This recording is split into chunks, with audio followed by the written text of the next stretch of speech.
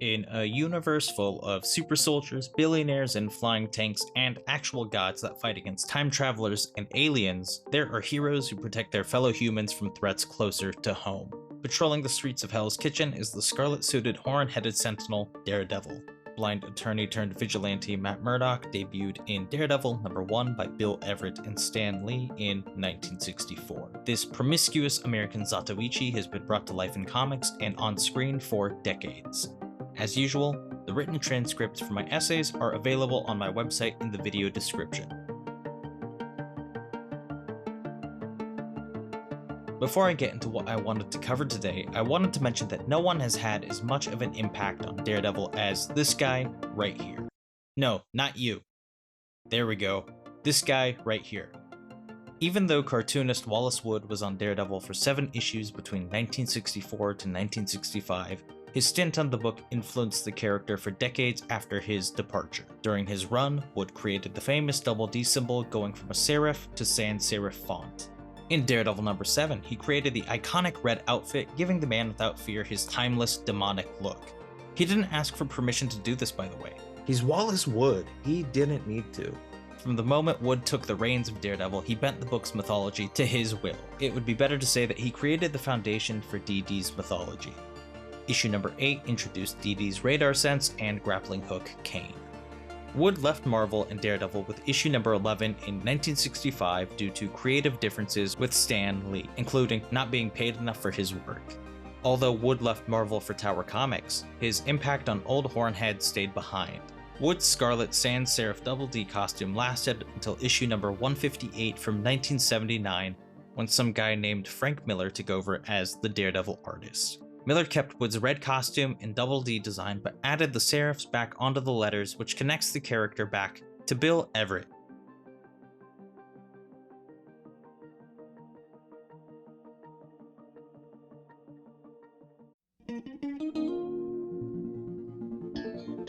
Yes, Miller gets a lot of credit for his Daredevil work. However, it's likely that without Wood, Daredevil wouldn't be around today, or he wouldn't be as impactful.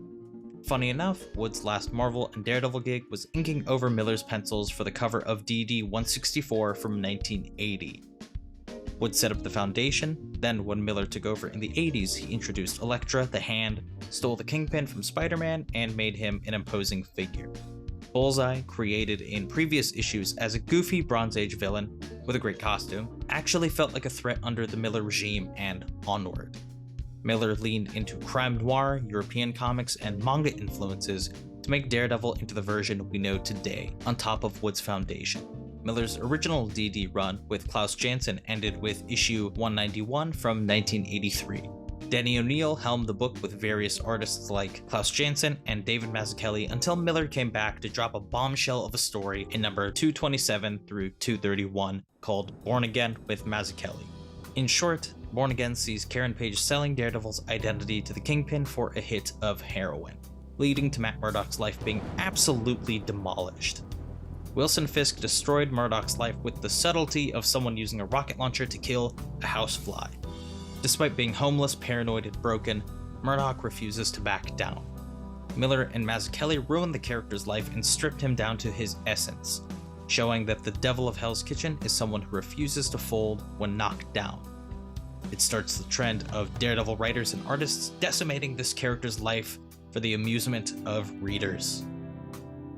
Born Again is part of this trend in the 80s where superhero comics stopped being just for kids. They started experimenting, despite the comics code and colorful spandex. Miller's initial run and Born Again drowned Daredevil in a grimy and crime-fueled New York of the 80s, cementing the character to his gritty street hero roots. Miller and Mazzucchelli broke Murdock and forced him to eat dirt. It's an important classic required read for fans of the character. Following this story up would be a Herculean effort. Who could do it? Someone had to. Someone did.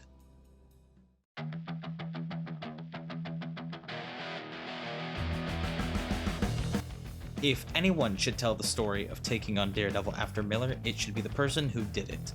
Writer, journalist, editor, filmmaker, Ann Nocenti.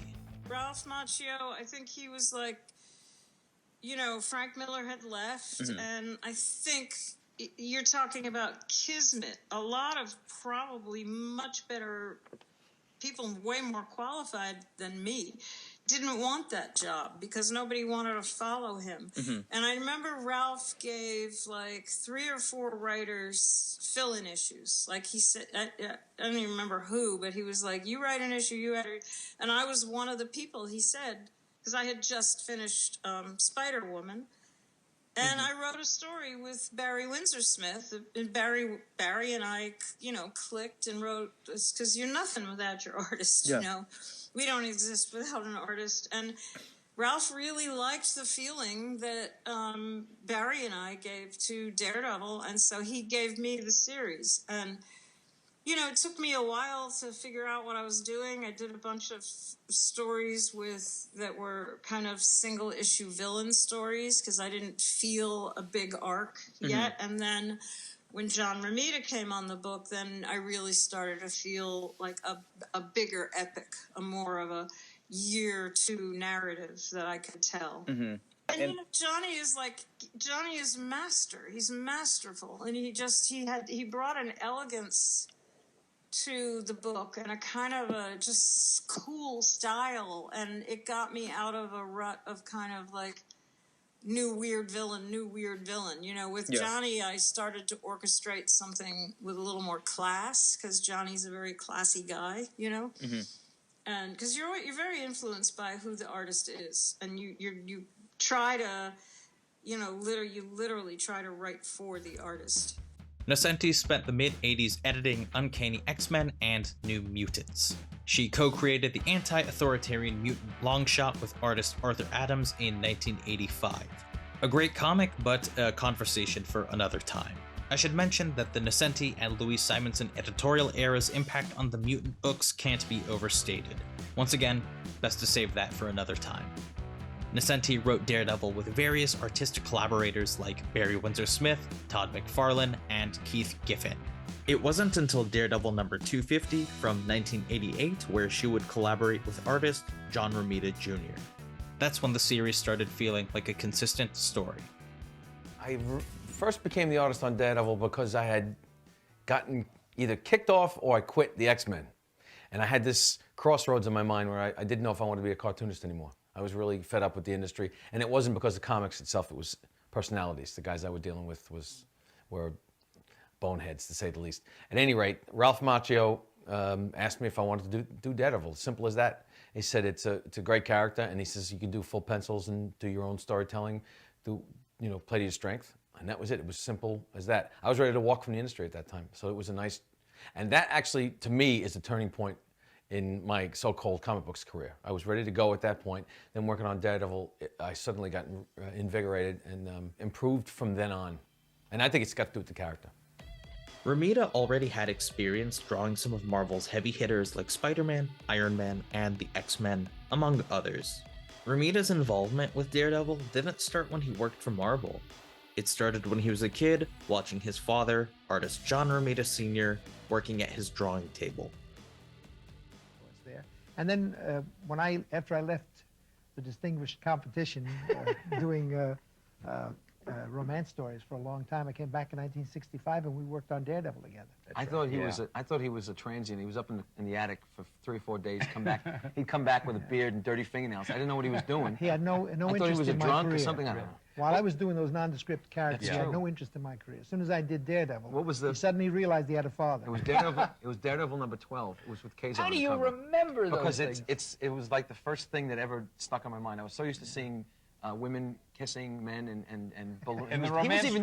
He was doing the lettering. Yeah. I didn't know what he was doing, and I'd be bored and I'd go back down the stairs. And then all of a sudden I came up one day and he was doing Daredevil number 12. Right. I think you were doing you were working on the cover, weren't you? Yep. He was working on the cover, and the logo was on already. And I asked him, I said, what's going on here? And that guy didn't have a chance because Daredevil was surrounded by about 5 of the Plunderers men and Kazars. And he explains the whole thing to me and explains who Daredevil is. And I think the light bulb hit me on top of the head just like that, boom, suddenly, this is it. Suddenly I was a respected parent. Something between Romita and Nocenti's creative processes clicked when they worked together on Daredevil. From their first issue, they took off running. It felt a little more intimate and realistic than the stories Miller and his collaborators put out. Nocenti, who had a background in journalism and continued to do journalism work throughout her career, took inspiration from the real world to fuel her stories, rather than using ninja and manga influences.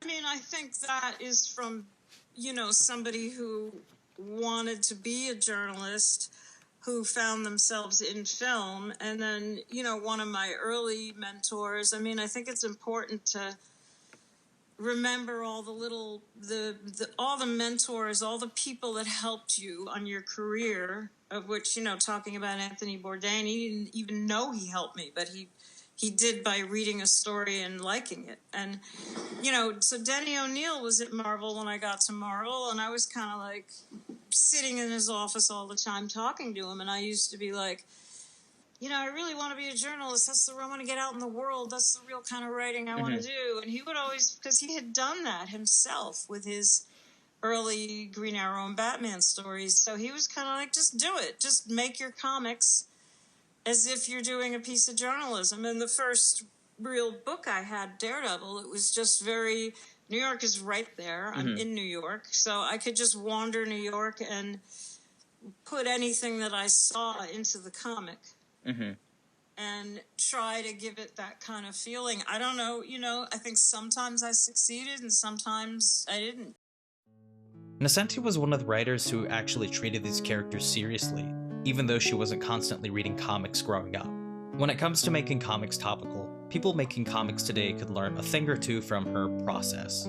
This run is all about consequences, directly referencing Miller and Mazzucchelli's story. Murdock doesn't just go back to business as usual after getting his life ruined. He doesn't just get his law practice back either. Instead, the former lawyer pivots and opens up a free legal clinic and drug hotline with his girlfriend, Karen Page. This allowed Nocenti and Romita to have a close-quarters exploration of the streets of New York, making way for less sanitized and more grounded storytelling. Nocenti and Romita tackled more serious social issues instead of presenting a clean-cut hero-is-infallible approach. Now, on top of fighting costume bad guys, the Man Without Fear directly took on homelessness, corporate greed, chemical dumping, trafficking, the stock market crash, an aspirin killer, fallout shelters, nuclear war protests, and animal cruelty in factory farms. While Miller's Daredevil era was a darker take compared to previous iterations, it feels more edgy and vicarious than the Nocenti and Romita era. The Nocenti stories don't read like she experienced them vicariously. They feel grounded and topical because they are. She takes a journalistic stance, walking the streets of New York and taking in life, catapulting those experiences into her stories. For example, Miller was influenced by European cartoonists, crime noir, and ninja through manga, and channeled that energy into his work. If Nocenti used ninja in her run, she would probably track down some ninja clan and join them to see how they actually operate. Going method, going full journalist. Side note, this also reminds me of how over the decades, cartoonist Larry Hama would repeatedly criticize how a lot of comics writers didn't understand how martial arts and weapons worked. They didn't know any better, so who would notice? Hama did. I'm thinking of a great G.I. Joe page where Hama has a character disassemble a gun while explaining the process in detail. For those curious, it's the Snake Eyes origin issue. I did want to break down some of the real-world events that Nocenti covered in this series real quickly. These breakdowns will be pretty brief since this video will already be longer than I planned. That said, I have links for further articles and research in the description of my video. The first few issues of this run has an arc about corporations dumping hazardous chemicals and how Daredevil defends those who were impacted. Up next, there's a quick moment in issue 254 where Daredevil saves a guy from jumping off a rooftop. The guy talks about how he lost everything into the black on Wall Street and is in a crippling amount of debt. That wording is 100% a nod to the 1987 Black Monday stock market crash that led to $500 billion in stock going up in smoke, with a loss of $1.7 trillion globally. Like the social topics covered in this run, it paints a picture of the socioeconomics of the era of New York being depicted. Number 257 features Daredevil and Punisher going after someone who laces aspirin and mouthwash with cyanide. I'm not going to name the suspect, people who harm others don't deserve any acknowledgement, but in 1982 this bozo in Chicago laced Tylenol with cyanide. The actual cyanide killer main suspect died in July 2023. Since Chicago, there were other instances of people around the world lacing aspirin, mouthwash, and even candy with cyanide. The mouthwash part is mentioned in this story too. Number 259 sees Daredevil looking into child kidnappings and how photos of those missing kids would be printed on milk cartons. Ethan Patz, a kid in New York, was kidnapped in 1979, leading to a nationwide campaign that printed the faces of missing kids on milk cartons starting in 1984. Ethan was the first. There's a recurring story in number 250 to 252, 259, and 267 featuring a kid who is a survivalist or doomsday prepper. He lives in his own shelter. Nocenti reflects the survivalist mindset with anti-nuclear ideals that were ramping up at the time. Number 260 has Hornhead fighting off his villains with the backdrop of an anti-nuclear protest. A million protesters came together to call for disarmament and to speak up about other social issues caused by the use of nuclear weapons, about how violence causes more violence. Having Daredevil fight some bad guys in the middle of a peace protest is kind of the perfect representation and foil of superheroes, preaching peace while using violence. Daredevil even gets rejected by protesters for how he operates. Near the end of the run, Nocenti writes about animal cruelty in factory farms. Some of these scenes reflect tactics by the Animal Liberation Front founded in 1976 and Animal Rights Militia founded in 1982, which were founded in the UK but stretched into the US in the mid to late 80s. There's a scene in issue 271 where a young woman records the animal cruelty in her father's factory farm, blows up said factory, and sends the footage to news outlets. In 1984, the Animal Liberation Front stole 60 hours of footage from the University of Pennsylvania showing animal abuse towards baboons in their experiments. The Animal Liberation Front sent the footage off to PETA. A film called Unnecessary Fuss was produced in 1984 by PETA's Alex Pacheco and Ingrid Newkirk using that footage. After public outrage, the University of Pennsylvania stopped using animals in experiments. The superhero elements in these Daredevil comics just make these topics easier to digest for readers who want to read about, well, superheroes. A way to bookend the uncertainty of the real world. Using the real world as a backdrop for these stories made them more viable. Not realistic exactly, but more immersive. No matter how gritty and realistic Daredevil gets, he's still a blind ninja lawyer who does parkour around NYC and beats up bad guys without any real consequences. Let's be real, at the end of the day, these things are just escapism. In the real world, that would just get someone a jail sentence or tossed in a padded room. Hello, darkness, my old friend. Even though these stories take place in New York and pull from real events, they still have Daredevil fighting mutants, robots, demons, and shit. It's just that Nocenti and Romita flow from realism to demonic insanity so smoothly. It looks at what's appealing about Daredevil, but calls him out for being the walking contradiction he is. Breaking bones and working outside the law by night, defending the law by day. This run is a bone-breaking, very lusty, but also inspiring deconstruction of this character and how flawed we are as human beings. How we carry on despite hardship. Daredevil's hypocrisy shouldn't work, but also kind of does for some reason. I mean, why would a radioactive isotope give someone enhanced senses instead of putting them, I don't know, 6 feet under? This is a world where a nuclear bomb gave someone superpowers instead of, well,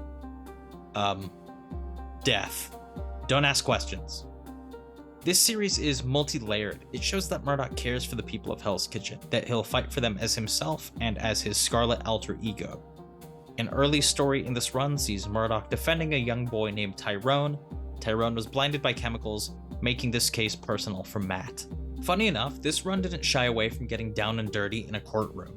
There's a nightmare sequence where Matt fears he can't protect Tyrone and feels responsible for the kid's blindness. There's an entire issue of Murdock and his associates duking it out in a courtroom. Previous Daredevil runs, for some reason, did everything they could to keep this lawyer hero from being a lawyer. Even Miller would have Matt ask the judge and prosecution to push court dates back. I'm sure Miller destroyed Matt's law practice in Born Again as a way to avoid writing any courtroom scenes again. Earlier issues had Nelson and Murdock step into a courtroom only for the Rhino to run through it. Court is adjourned, I guess, where Miller leaned into manga influences and seedy crime noir. Nocenti's journalism influence meant deep diving into Murdock being a lawyer. Other writers skirted around courtroom scenes, but not journalist Ann Nocenti. Also, the person who owned the company responsible for blinding Tyrone is the Kingpin. Of course, everything leads back to Fisk. Nocenti even wrote a line about this in her Daredevil run. There's someone I haven't mentioned who is an irreplaceable player in this series, inker Al Williamson. His line work complements Romita's pencils perfectly in a way that fits the intimate romantic scenes and scenes where Daredevil is flying around a flaming hellscape riding a giant demon like a dragon. Williamson's work in this is just crazy. It's funny because this man didn't really have anything to prove at this point. He already had a pretty stacked career in comics over the decades. He's produced westerns and sci-fi stories for various publishers and also put out stories with EC Comics prior to working at Marvel. He was even penciling stories at Marvel during this time. Despite his inking work, Williamson was insanely talented in his own right. The trio of Nocenti, Romita, and Williamson over the course of these 30 issues gives Daredevil a sense of consistency and gravity. Having a consistent team, especially in a mainstream book, makes it feel definitive, gives it a sense of ethos. Nocenti's writing is so sharp in the series. It's clever, mature, well-researched, and isn't afraid to put the character through the ringer. Romita's art is powerful during this era. It should be noted that Romita also had a role in plotting for this series, but that doesn't take away from Nocenti's insightful writing. My first time seeing Romita's art was in the 80s Iron Man, where his art was more of that clean 80s house style. His blocky anatomy during this era is so kinetic. It's cool because he can channel his father's romantic comic sensibilities, but when push comes to shove, that blocky style looks like it can hospitalize readers during action sequences. The quicker you are, the more money you make. So I only developed a style as far as how quickly I could work. Whatever came out, that's all I was conscious of. I was never copying anybody else. I was trying to emulate my father, but that was impossible.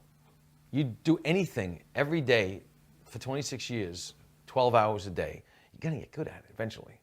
If there was a change in the way my artwork looked, it wasn't an effort, it just happened. And I hear that I have blocky looking characters and bulky looking characters. If that's the style, so be it. And if it's not...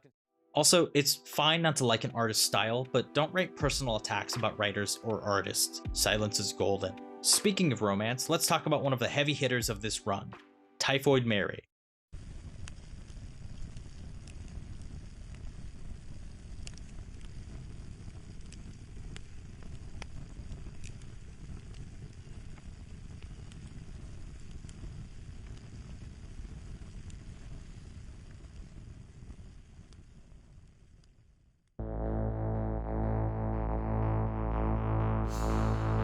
Typhoid Mary is one of my favorite Daredevil villains. Compared to Bullseye, Kingpin, or even gosh darn Stiltman, she might not be as well known. She is definitely the most audacious. Typhoid's first appearance from Daredevil 254 from 1988 is great too. She saves someone from being mugged, claws the mugger's face, and says she owns him. Audacious. Where Fisk wants to destroy Daredevil because of his fragile ego, Typhoid wants to do it for laughs and lust. Find the biggest guy in the joint and beat his ass. Assert dominance. Audacious. Nocenti and Romita play with dichotomy by giving her a dissociative identity disorder.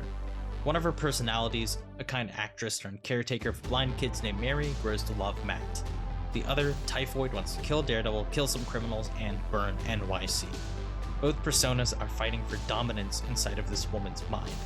She has a great design too. Nocenti used the real world to influence her stories, but so did John Romita. This is great. My wife comes up in a character that I designed in Daredevil. Her name is Typhoid Mary. And people say, I love that character. People ask me, where'd you get the idea for Typhoid Mary? Yeah. So when my wife came out of the bathroom ready for work one day, she had one of them high-shouldered outfits on. Her hair was out like this. That was it. So Typhoid Mary is based on my wife.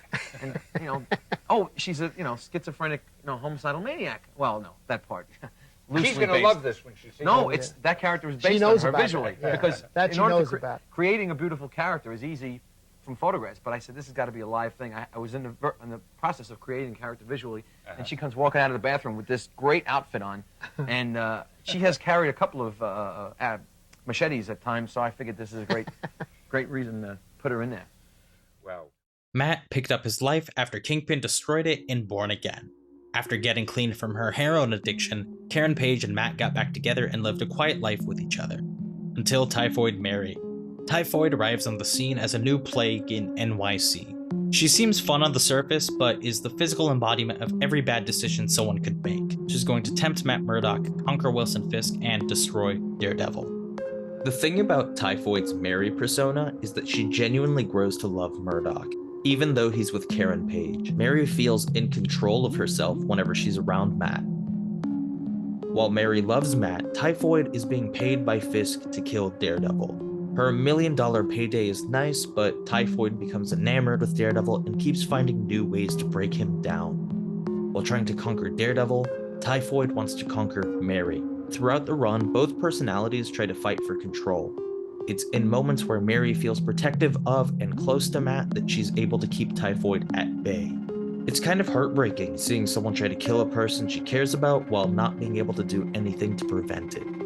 It should be noted that further studies have been done diving into dissociative identity disorder since these issues were published in the late 80s. For someone like Murdock, who is a walking contradiction, Typhoid Mary is a perfect foil, a great exploration of alter egos.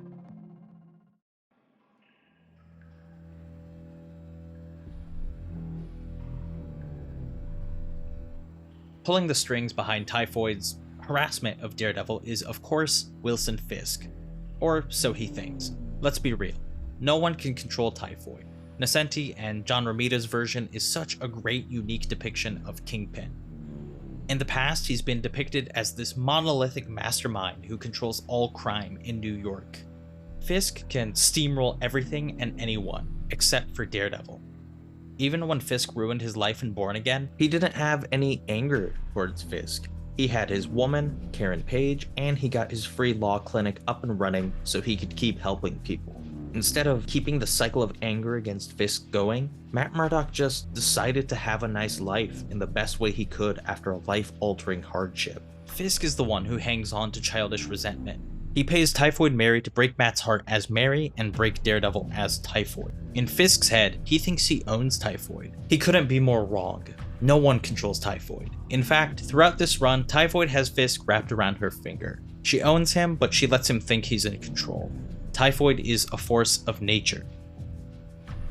This Nocenti Romita Fisk is so great because he sticks out from past and modern versions of the character. In this run, he's less of a monolithic mastermind and more of a delusional, entitled baby-faced loser who is petty and insecure. He tried to destroy Murdock's life, and it didn't work. There are entire sections where Matt forgets Fisk even exists. The entire time, Fisk is desperately trying to get Murdock to notice him. All Fisk does is throw tantrums. I mean, just because Fisk looks like a big baby doesn't mean he should act like one. He's not this intimidating, hero-crushing figure in these issues. In the moments he does use violence, it's not to break the Webhead or Daredevil or any other heroes. He uses violence against women, which makes him more of a loser than he already is.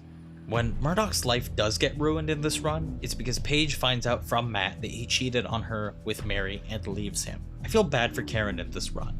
Nocenti and Romita have her clean up her life, only for her to get burned by the one person she trusted. It's also nice to see Karen Page written like a strong, capable human being in this run, instead of just as eye candy and a narrative punching bag.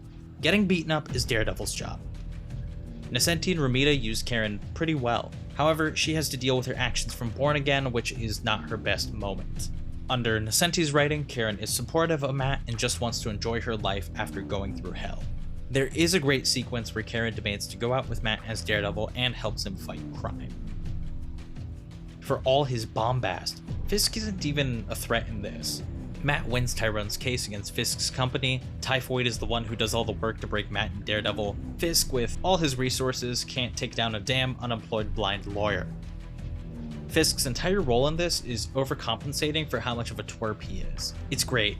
Nocenti and Romita introduce a complex character like Typhoid Mary, deconstruct Murdock and Daredevil, but also humble former big bad Wilson Fisk. In her writing, Nocenti doesn't glamorize Fisk's scummy and childish nature. He's not depicted as a mobster boss power fantasy. Mary ends up owning him, and Matt pretty much forgets about Fisk's existence while he struggles to fight his own demons.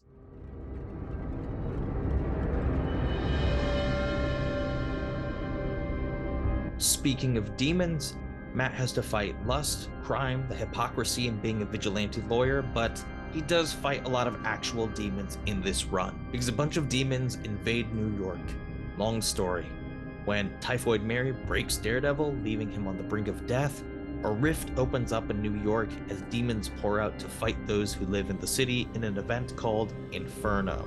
Inferno is an event in all the mutant titles, but bled into books like Daredevil. Despite being tie-in issues, Daredevil 262, 263, and 265 fit into the overall story really well. Even John Romita and Al Williamson's art styles change. The Mary issues had cleaner lines and were more salacious and sexy. It's like Romita was channeling his father's romance comics. In Inferno, the art becomes more jagged and aggressive. It's kind of schizophrenic line work. I call my style the deadline style. Whatever comes out on time, that's my style. And that's the truth, because I've always been so greedy. You know, you try and work fast enough to pay the bills and so on. And I want to own a certain car. And if nobody else in the industry says this, if they all think that it's an important medium, that's cool. But it's a money medium. You know, you make money. It's part of the life. And at the time, I was getting paid nothing page-wise, just like everybody else that starts out. So you tend to work on speed. 263 has a broken Daredevil break out of the hospital to fight demons in what looks like a fever dream. The man without fear doesn't even flinch when he faces off against a giant toothy reptilian demon. Daredevil is wearing nothing but a face mask and bandages while fighting this thing. He jumps on this beast's head and just rides it around like a dragon. Scenes like this look like a comics version of Doom. It just shows how versatile Romita and Williamson are. Nocenti's dialogue is punchy and carries a lot of weight, not a single wasted moment of dialogue or narration. Speaking of great dialogue, there's a hysterical Wilson Fisk moment where Typhoid Mary and Mephisto, the king of demons, pop up to tell Fisk he's a worthless stooge. The issue closes with Daredevil using his billy club to kill the demon like a knight killing a dragon with a spear. Matt is in no condition to be fighting a horde of demons. He pushes himself forward, maybe as a way of making up for his mistakes.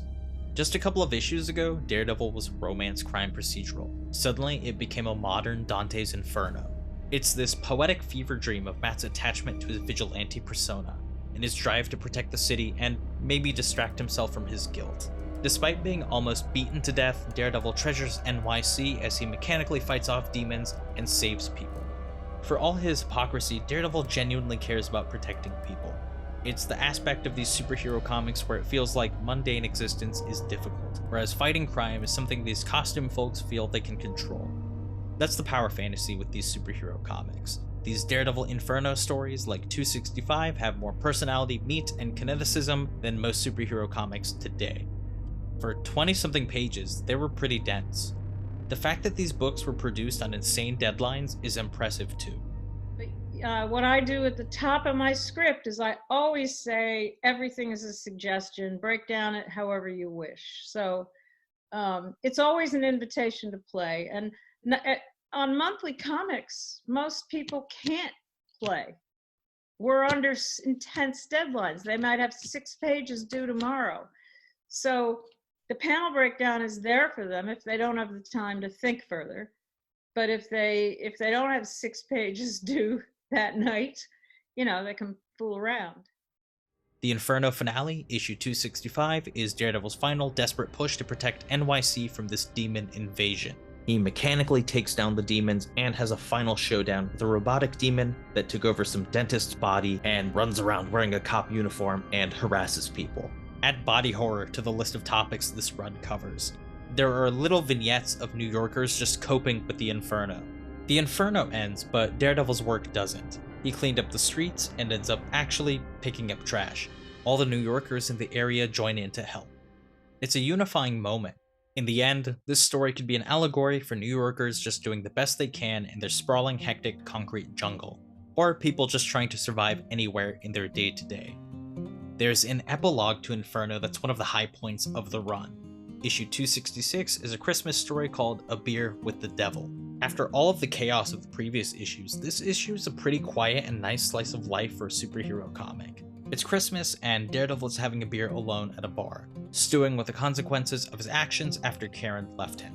We get little glimpses into the lives of the bar patrons, an older woman waiting for a suitor that'll never call, brothers who walk down different paths, divorcees, and other souls looking for a reprieve from the bustling holiday and brutal cold. What I love about this issue is that it's based on a similar experience Ann Nocenti had. She wandered into a bar on Christmas, took in the scenery, and decided to put it in a story. The bar was called Billy's Topless, by the way. When I said this is based on a true story, it's mostly true. There's a part where Mephisto, Marvel's Lord of Hell, pops up to torment and mock Daredevil and kick him while he's down. Mephisto calls Matt out for being a hypocrite who betrays those closest to him while forcing morality onto others while not following his rules himself. Whenever Mephisto shows up in this series, readers can tell Nocenti was writing with a fury. Look at Romita's rendition of Mephisto. This guy looks insane. This spiny, reptilian, snarky, toothy freak is what a Lord of Hell would look like. I love that he's anthropomorphic but doesn't look human.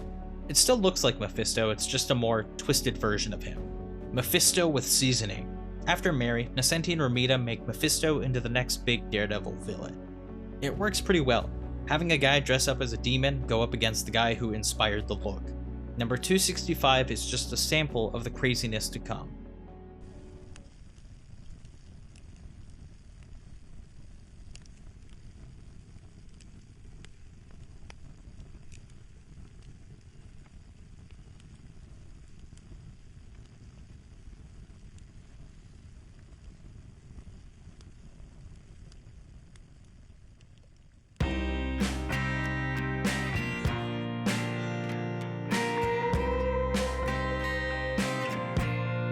After Daredevil's run-in with the actual devil, he leaves NYC and spends the rest of this run wandering upstate New York trying to find himself.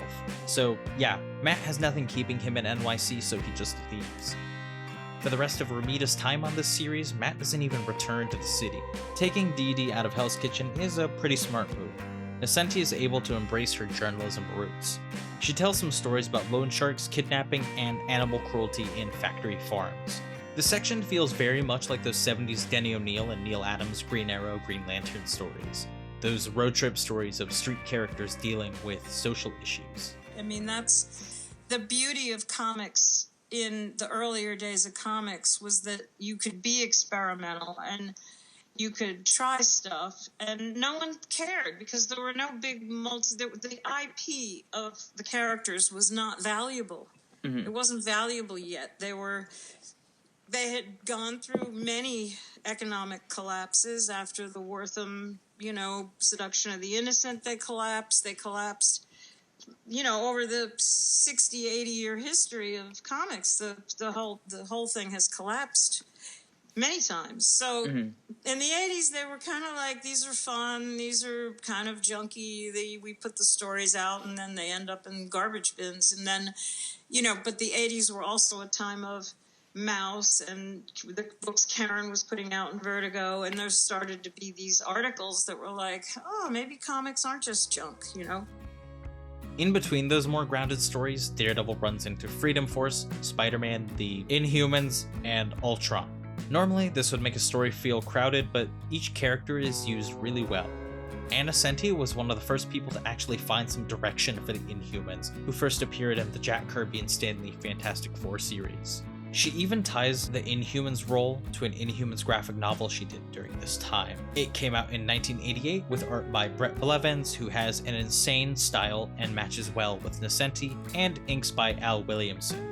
There are some great moments with side characters like Number 9, who is a genetic experiment who wants to find her autonomy. Like I said, I can't cover everything in full detail. Also, Blackheart makes his debut in these issues. This guy looks so cool. He looks like if a bunch of rose thorns took a humanoid shape and had black ink dumped on them. I'd seen Blackheart in other stories, but that version from the Ghost Rider movie is still burned in my brain. The movie version isn't accurate to the comics, but there is a single panel where he does look like an emo guy in a trench coat with slick-backed black hair. Anyway, great name and design. He fits into the larger Daredevil plot because he's the son of Mephisto.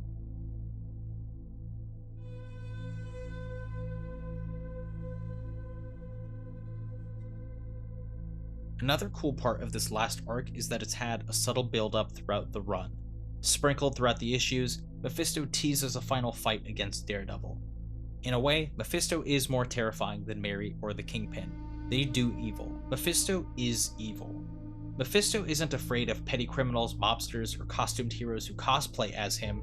He's constantly tempting others to bend to his will, spreading his poison, breaking the human spirit.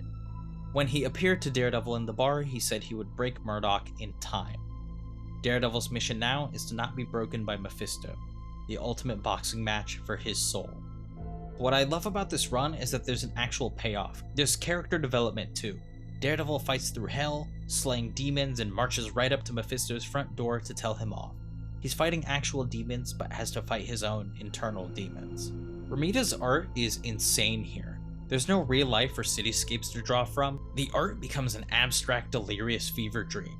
These super defined forefront characters with chaotic, demonic backgrounds. It's not as jagged as the Inferno stuff, more of a middle ground. It's still aggressive and bombastic, but keeps some of that softness from early on in the run. Nocenti has Daredevil fighting for his autonomy and to make up for his mistakes from previous issues. Instead of being lured in by Mephisto, he embraces his humanity and saves some lives while he's at it. It's kind of like what Dee did with Fisk. After constantly being tested and pushed around, he stopped fighting. There was nothing left to fan the flames of aggression. Mephisto saw Daredevil as a threat, and Daredevil didn't give the demon the fight he wanted.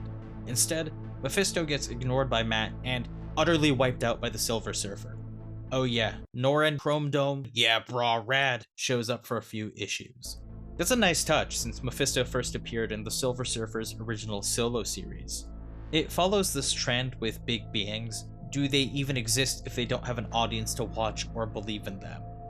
They have no power when they're cut off from an audience.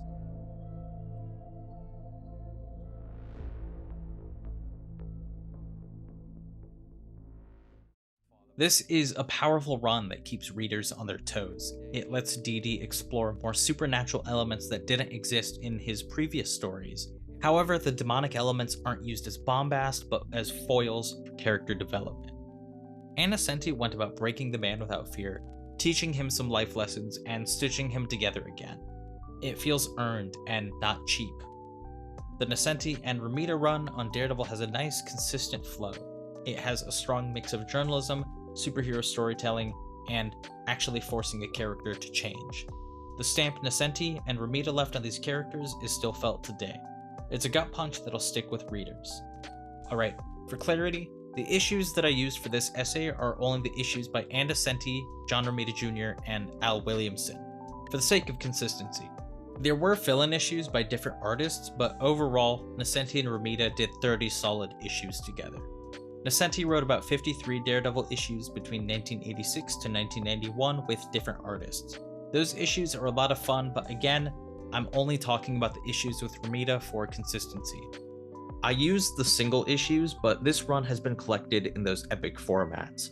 Not sure why there hasn't been an omnibus of this run yet. As of now, there's no Nocenti omnibus. Any of the Ann Nocenti interviews I used in this essay are from conversations I had with her over the years. The John Romita Jr. ones are from various archival videos and documentaries. Everything is listed in the video and in the description.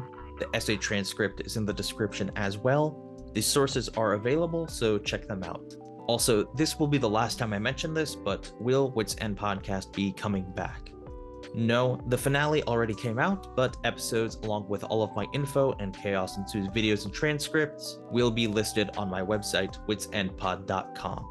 If it's not on my website, it's not me. For those who have enjoyed my writing, podcast, and videos over the years, consider supporting the new Patreon. These videos take a lot of time to make, so the support is appreciated. Supporters will get exclusive material, behind the scenes, and early access to projects, along with their names listed at the end of each video.